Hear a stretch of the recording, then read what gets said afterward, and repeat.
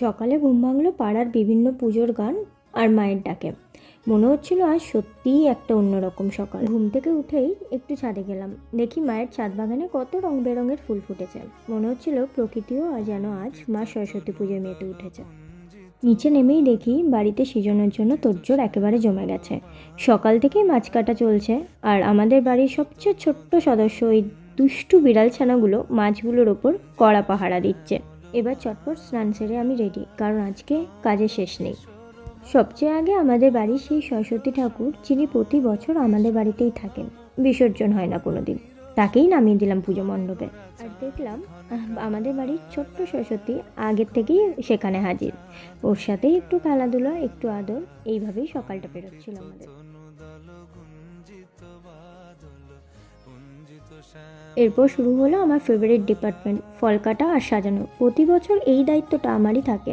প্রত্যেকটা পুজোতে আমাদের আলাদা আলাদা ডিপার্টমেন্ট থাকে। আমার যেরকম ফল কাটা সাজানো, বোনের সেরকমই মণ্ডপটা সাজানো আর আলপনা দেওয়া। ভাইদের অনেক টুকিটাকি কাজ থাকে। এইভাবেই আমরা সব কাজগুলো ভাগ করে নিই, আর খুব ইজি হয় আমাদের।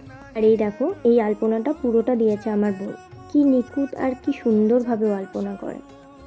মন দিয়ে ফল কেটে সব সাজিয়ে গুছিয়ে নিয়ে গেলাম পুজো মণ্ডপে। সত্যি বলতে কি, আজ ভীষণ সুন্দর লাগছিল মাকে। আর এই পুরো সাজানোটা আমার দুই ভাই আর বোন মিলেই করেছে। কাল শরীরটা খুব খারাপ ছিল বলে ঠাকুর আনতেও যেতে পারিনি, তবুও আজ সবটা দেখে মনটা বেশ ভরে গেল। প্রতি বছর সরস্বতী পুজো জেঠুই করে থাকে। এবার পুজো শুরু হবে, আমরাও রেডি হলাম পুষ্পাঞ্জলি দেওয়ার জন্য। হঠাৎ বাচ্চাগুলোকে দেখে নিজেদের সেই ছোটোবেলাকার কথাগুলো খুব মনে পড়ে গেল। কত সুন্দর দিন ছিল, কবে যে এত বড় হয়ে গেলাম টেরই পেলাম না। সেই উত্তেজনাটা আর নেই। একসময় সকালে স্নান সেরে ঠান্ডার মধ্যে শাড়ি পরে মামাদের বড় পুজোয় পুষ্পাঞ্জলি দিতে যেতাম। কী যে সব মন্ত্র বলতাম আমরাই জানতাম। তারপর একটু বড় হয়ে বন্ধু বান্ধব, স্কুল, কলেজ আর সারাদিনে ঘোরা, আড্ডা। আজ খুব মিস করছিলাম সেই দিনগুলো।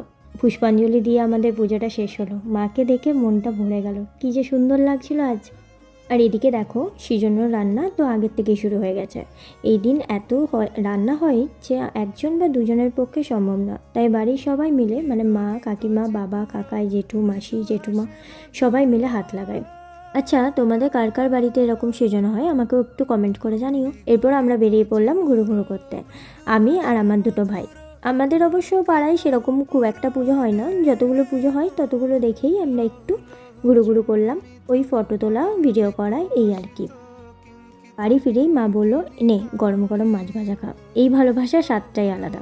খাওয়ার পর একটা প্রোডাক্ট এসেছিলো, সেটা খুলে দেখছিলাম। অনেস্টলি বলতে গেলে রিভিউতে যেরকম দেখিয়েছিলাম তার থেকেও বেশি সুন্দর। আর তোমরা এটা পারচেস করতে পারো। আর এই দেখো, আমাদের মিষ্টিমা স্নান সেরে একদম রেডি। এভাবেই কেটে গেল আমাদের সরস্বতী পুজোর দিন। And that's all for today. তোমরাও জানিও তোমাদের কেমন কাটলো সরস্বতী পুজোর দিন।